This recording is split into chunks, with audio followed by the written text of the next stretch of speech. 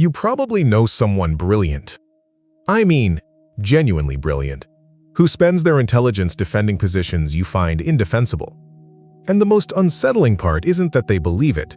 It's that they can argue for it better than you can argue against it. Maybe it's your son-in-law, who reads more books than anyone you've ever met and uses every one of them to arrive at conclusions that would have been unrecognizable to every generation before his. Maybe it's a former colleague, sharp, careful, the kind of person who never said a careless thing.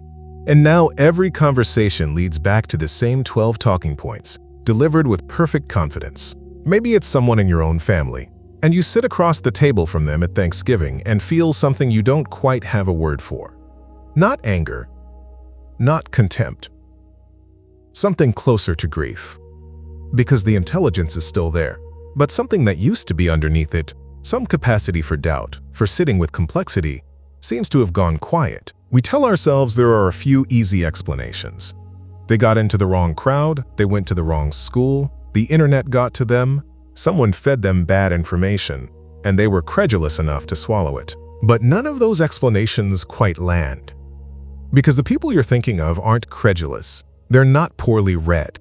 They didn't stumble into a bad crowd because they lacked the discernment to notice. They walked in with their eyes open, and they'd been sharpening their arguments ever since. So what actually happened? There's a specific philosophical trap that operates almost invisibly, and it turns out that the smarter you are in one particular way, the more completely it can capture you. By the time this is over, you'll have a name for the mechanism. You'll be able to see exactly how it works, and you'll understand why the usual defenses, more information, more debate, more exposure to opposing views, don't just fail to fix it, but can actually make it worse. That last part is the thing most people never figure out. We'll get there. Let's start with the explanation everyone reaches for first. Groupthink. Confirmation bias. The algorithm showed them what they wanted to see until they couldn't see anything else. There's real truth in all of this, but it's a description of the symptom, not the cause. Saying someone fell into an echo chamber explains where they ended up.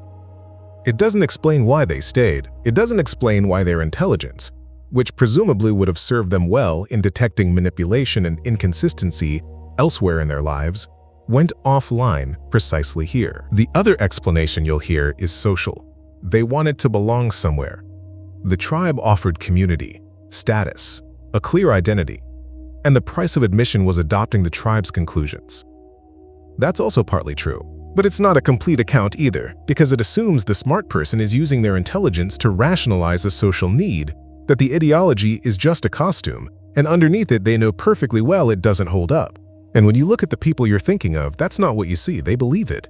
The fluency isn't performance, they've genuinely inhabited it. So we need to go deeper than echo chamber and deeper than social belonging. We need to understand what kind of mind is most receptive to ideological capture, and why. This is where a British philosopher who spent most of his career at the London School of Economics and who never made a political speech in his life, turns out to have something exact to say. Michael Oakeshott argued that there are two entirely different kinds of knowledge. He wasn't the first to notice this, but he was among the most precise in describing what follows from the difference. The first kind he called technical knowledge. This is knowledge that can be written down. It lives in rules, formulas, explicit principles, step-by-step instructions. You can transfer it without the person who holds it being present. You can learn it from a book. You can test someone on it and grade the result. If you want to know how to file a tax return, or perform a particular surgical procedure, or construct a logical argument, you can, in principle, find the explicit formulation and follow it. Modern education is almost entirely organized around this kind of knowledge. The second kind Oakeshott called practical knowledge. This is the knowledge that lives in the activity itself, in the hands of the surgeon who has performed 10,000 procedures, in the judgment of the manager who has navigated 100 difficult conversations, in the marriage of two people who have learned, over 30 years, when to press and when to let something rest. You cannot fully write this down. You can gesture at it, you can describe it from the outside, but the knowledge itself is not in the description. It's in the doing, accumulated over time, inseparable from the person who has lived it. Oakeshott called the person who trusts only the first kind, who is convinced that every problem has a correct, explicit solution if you can only identify it and apply it, the rationalist. And he was at pains to explain that the rationalist is not a stupid person. He is, in Oakeshott's description, someone who has mastered technical knowledge and quietly come to believe, without ever quite deciding it, that this is what knowledge actually is. The practical kind, the tacit, the inherited, the earned through living, he treats as provisional, as the superstition of people who haven't thought it through yet. The philosopher Michael Oakeshott spent his career mapping the second kind of knowledge. "We can know more than we can tell," he wrote. And that sentence, simple as it sounds, has profound consequences. Because if there's a whole dimension of knowledge that resists explicit formulation, then any system that claims to have captured everything in explicit propositions is, by definition, missing something it doesn't know it's missing. And the more completely you've been trained to trust explicit propositions, the less equipped you are to notice the gap. This is the beginning of the mechanism. But we need one more piece before it locks. In 1943, C.S. Lewis delivered 3 lectures at Oxford that were later published as The Abolition of Man. And in those lectures, he described something that was already happening in British education, something he found more alarming than any political ideology of the moment. He watched the schools training students to be critical of their own moral intuitions, to analyze them, deconstruct them, locate the social conditioning behind them, and thereby dissolve them. The result, Lewis argued, was not more enlightened students. It was students who were left with sharp intellects and hollowed affective responses. He called them men without chests, people in whom the middle part, the part that had once translated rational principle into moral feeling into action, had been educated away. "We make men without chests," Lewis wrote, "and expect of them virtue and enterprise. We laugh at honor and are shocked to find traitors in our midst." He was describing something very close to what Oakeshott saw from the philosophical side. Education that treats practical, affective, moral knowledge as less real than explicit, systematic knowledge produces people who are technically brilliant and dispositionally empty. And dispositionally empty people are not more free. They are more available to be filled by whatever explicit system arrives with enough internal coherence to satisfy the intellectual appetite. This is where ideology enters. Think about what a well-constructed ideology actually offers. It offers a complete map of reality. It has definitions, clear, articulable, transferable. It has a moral vocabulary with real precision. This is just, that is oppressive, these are the correct categories, those are the wrong ones. It has a history, a narrative of how things came to be the way they are, with villains and victims clearly identified. It has an epistemology. It tells you not just what to think, but how to know what's worth thinking about. And it generates an infinite supply of extension problems for intelligent minds. New cases to analyze, new applications to work out, new opponents to refute. In other words, it is a perfect technical knowledge product. It is ideology engineered for the rationalist. And the rationalist, the person who has learned to trust explicit, systematic knowledge above all else, receives it the way a talented musician receives a new piece of music. He can sight read it. He can play it fluently almost immediately. He can analyze its structure, identify its themes, extend its logic into registers the composer never explored. He is not being deceived. He is doing exactly what he's been trained to do. He is being brilliant. This is the part that's hard to sit with. Because it means the problem isn't a failure of intelligence. It's a success of intelligence, applied to the wrong kind of material, in the wrong way, without the ballast of practical knowledge that would have let him feel when something was off before he could articulate why. Jonathan Haidt's research into moral psychology is worth noting here, though it's important to flag this as a research finding rather than a philosophical proof. What Haidt found, across thousands of participants, was that people typically arrive at moral conclusions first, through something closer to intuition, and construct their explicit reasoning afterward. The reasoning we can articulate is often the narrative we build around a conclusion we'd already reached by a different route. This is not a flaw. It's a description of how human moral cognition actually works. The intuition is often wiser than it looks. The danger comes when the intuition has been trained away, when someone has been educated out of trusting their effective responses, and the explicit reasoning has nowhere to anchor but the ideology that supplied it. Now the mechanism is complete, and this is where it turns. Here is what I want you to hold for a moment, before I tell you the part that catches most people off guard. Everything I've described so far might have felt like an explanation for what happened to someone else. The brilliant son-in-law, the former colleague, the person across the Thanksgiving table, the rationalist type who learned to distrust practical knowledge and received an ideology that perfectly satisfied his appetite for explicit systems. But Oakeshott didn't write about the rationalist as an enemy type. He wrote about him as a civilizational tendency, a drift that shows up wherever technical knowledge is systematically preferred over practical knowledge, wherever explicit principle is trusted above inherited wisdom, wherever the felt knowledge of a lived life is treated as less real than the conclusion you can write on a whiteboard. Which means this isn't about them.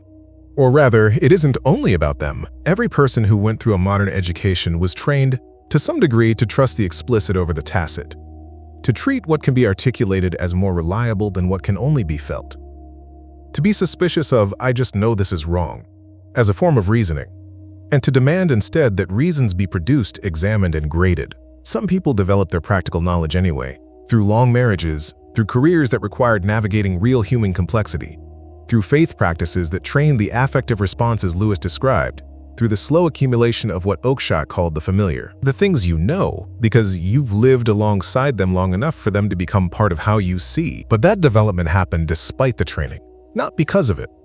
And here is the inversion that changes how you read every conversation you've been having. The smarter you are at handling explicit propositions, the faster you can learn a new vocabulary, the more fluently you can argue within a system. The better you are at identifying internal inconsistencies and extending the logic, the faster and more completely ideology can occupy you. Not because you're a fool, because you're exactly the kind of thinker ideology was built for. The person who struggles with ideology isn't the one with the lower IQ. It's the one whose practical knowledge is so dense, so deeply accumulated, that the explicit system can't find purchase, because every time it claims jurisdiction over some corner of life, the tacit knowledge says that's not right before the argument even finishes.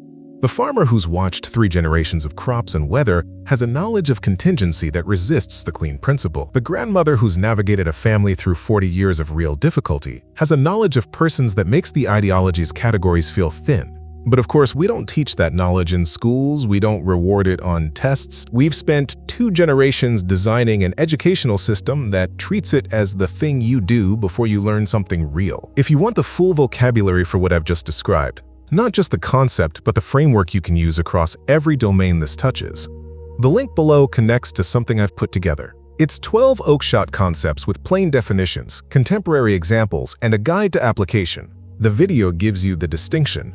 The guide gives you the rest of the language you need to work with it. It's in the description. So what do you do with this? The first thing is to stop treating ideological capture as primarily an information problem. The person you're thinking of does not need more facts. They need more of a different kind of knowledge. And that isn't something you can hand to them in a conversation.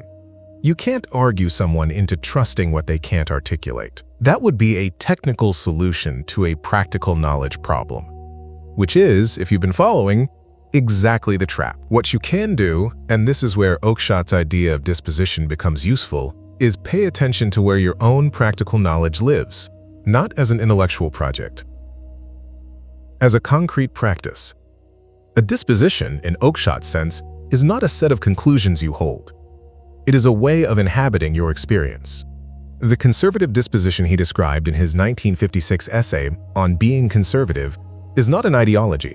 It is an attachment to the familiar, to what has been earned over time, to the kind of knowledge that takes a long time to acquire and can be lost very quickly if the conditions that produced it are dismantled. The disposition says, I will not discard something I can't fully explain simply because I can't fully explain it.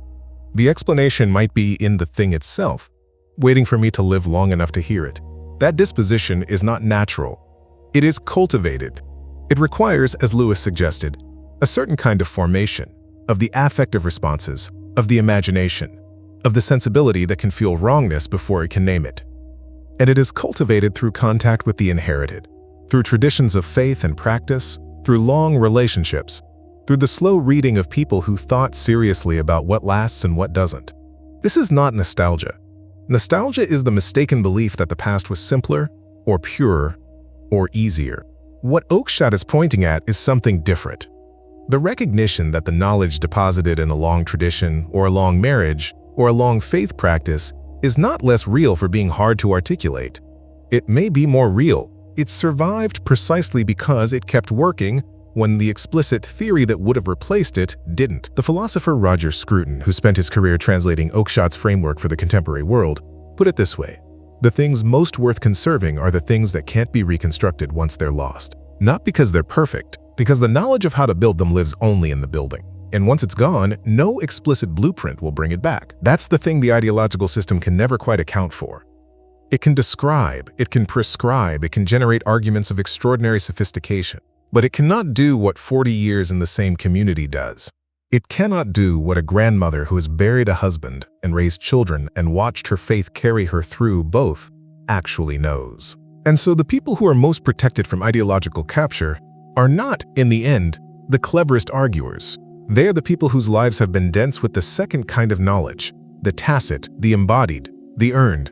The people who can say, quietly and without drama, "I've been through enough to know that's not quite right," and mean it, and be unable to fully explain why, and be okay with that. That is not a failure of thinking. According to Oakeshott, it is the beginning of wisdom. If there was a moment, not an argument, not an article, but a moment, when something you'd always trusted about the country you grew up in quietly became unrecognizable, tell me when it was.